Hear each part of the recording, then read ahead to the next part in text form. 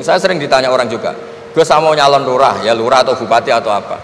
Katanya nyuap itu haram Gus. Setelah dipraktekkan nggak bayar, nggak bagi uang, ya nggak jadi betul. Yang menang yang bayar. Terus akhirnya fakirnya tak rubah. Nyuapku yo haram, medit yo haram kata saya. Dimodifikasi sedikit, akhirnya alhamdulillah Gus bar sodakoh gitu. Ya menang akhirnya berkahnya sodakoh kan.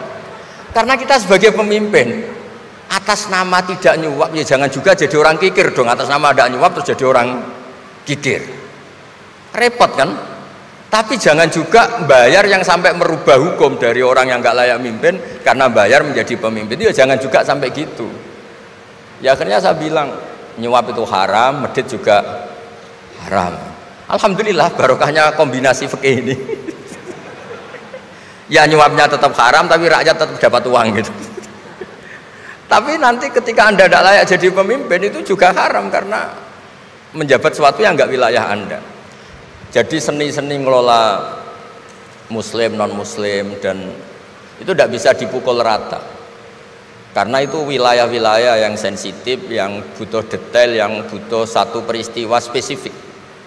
Saya pernah ditanya, Gus saya ini hidup di Amerika, kalau milih presiden kan sama-sama non muslim, milih yang siapa? Ya jawab yang akhafu dororon. Misalnya ada presiden Amerika yang sangat demokratis misalnya, dia membiarkan Islam berkembang. Sama jenis non muslim yang Islamfobia, tentu milih yang demokratis. Ada yang dosanya itu membunuh, yang satu dosanya korupsi, ya milih ya korupsi karena membunuh itu lebih ekstrim timbang korupsi misalnya. Itu ada di aturan fikih. Jika sama-sama pasti salah, milih yang akhafud dororen, yang madorotnya ada begitu apa besar. Coba kalau kita punya pemimpin yang hobinya itu bunuh sama yang hobinya rakus harta misalnya, itu di fikih jelas dijelaskan milih yang rakus harta kalau bandingannya itu, karena pembunuhan itu lebih berat secara ukuran dosa. Tapi apapun itu, ini bukan pembenaran pada kesalahan, bukan, tapi memang ada aturannya.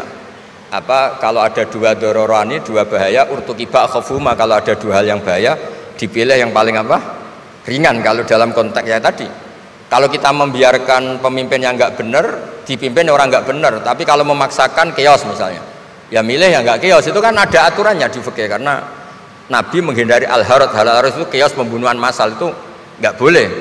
Dan mayu adila dalik juga nggak boleh, yang bisa potensi begitu juga nggak boleh. Jadi saya mohon di antara aturannya Quran itu latas alu anasya intu bedalakum tasukum. Kamu jangan diskusi sesuatu yang kalau diperjelas malah kamu yang malu.